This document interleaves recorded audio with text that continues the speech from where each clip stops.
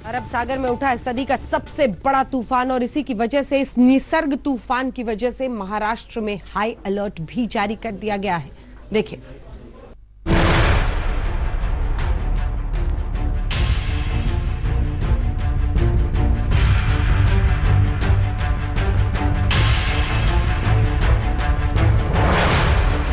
कुदरत पता नहीं क्या ठान कर बैठी है, दुनिया का क्या होने वाला है।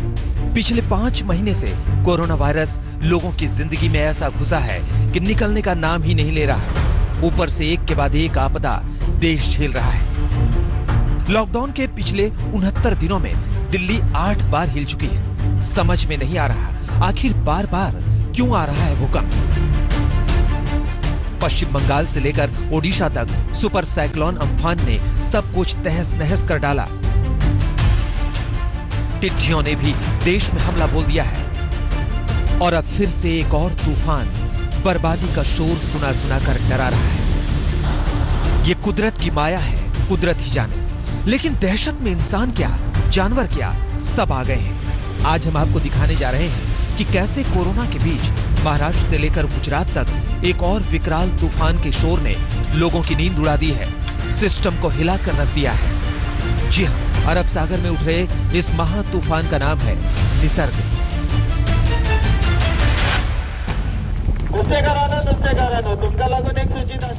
सीएम, डीएम, म्युनिसिपल कॉर्पोरेशन से लेकर एनडीआरएफ को समंदर की हदों पर ताकने के लिए मजबूर कर दिया है। निसर्ग नाम का ये चक्रवाती तूफान विकराल रूप धारण कर सकता है, बड़ी तबाही मचा सकता है। ये डर, ये दहशत इसलिए भी है क्योंकि पिछले हफ्ते ही देश ने बंगाल और ओडिशा में सुपर साइक्लोन अम्फान से तबाही देखी है। बंगाल के कई हिस्से तो अम्फान तूफान से बर्बाद ही हो गए। और यहाँ पर भी सीवियर साइक्लोन का है। स्पीड एटलीस्ट जब लैंडफॉल करेगा 100 to 120 तक रहेगा। 100 to 120 तक अगर वाइंड का स्पीड रहता है तो उसमें कच्चा मकान, पेड़ और आपकी बिल, इलेक्ट्रिसिटीज या टावर्स, ये सब गिरने का चांसेस रहता है। जो इम्पैक्ट हुआ है देखा होगा आपने इम्फान के दौरान, तो वो इम्पैक्ट यहाँ पर हो भी सकता है।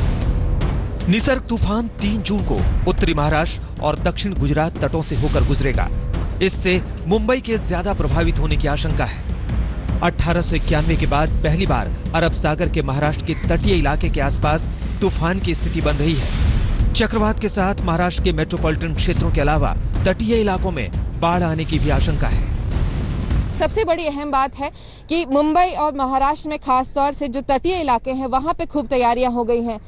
ये जो आप नाव इधर देख रहे हैं, ये सब के सब पहले जब समुद्र में फिशिंग कर रहे थे, ये अब वापस आ चुके हैं। यहाँ अब फिशिंग डीप समुद्र में नहीं हो रही है क्योंकि समुद्र में वैसे ही मानसून के आते ही बहुत रफ सी जो है वो रफ हो जाता है, बहुत उथल पुथल होती है, जिसकी वजह से फिशिंग और ब्रीडिंग सीजन भी क्योंकि शुरू हो जाता है, इसकी वजह से फिशिंग नहीं होती है इस वक्त। लेकिन देख लीजिए जो मछुआरे हैं वो थोड़े बहुत यहाँ तटीय इलाकों में ही, जहाँ पर कि समुद्र थोड़ा सा स्थिर है, यहाँ पर थोड़ी बहुत फिशिंग कर रहे हैं, डीप समुद्र में नहीं जा रहे हैं।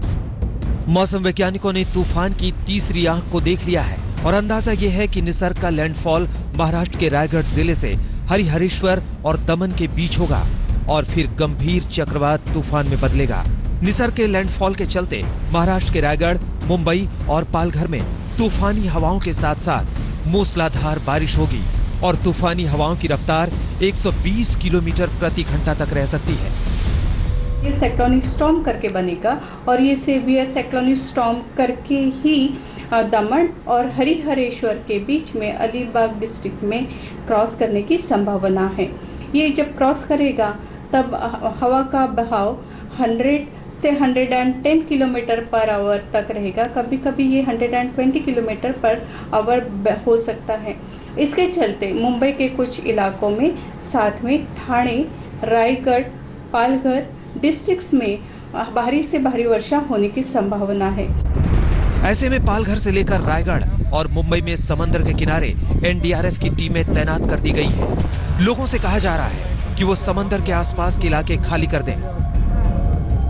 अभी डर तो बहुत है क्योंकि ऐसा तूफान हमने पहले तो कभी देखा नहीं, लेकिन सुनने के बाद डर तो इतना है कि बोल नहीं सकती। पहली बार ही हो रहा है इधर, कभी हुआ नहीं था, तो मन में थोड़ा डर है। तूफानी चेतावनी के चलते मुंबई के बेकसी में बनाए गए कोविड अस्पताल से भी 150 कोरोना मरीजों को शिफ्ट किया जा रहा है, क्योंकि ये अस्पताल एक टेंट के जरिए बनाया गया है।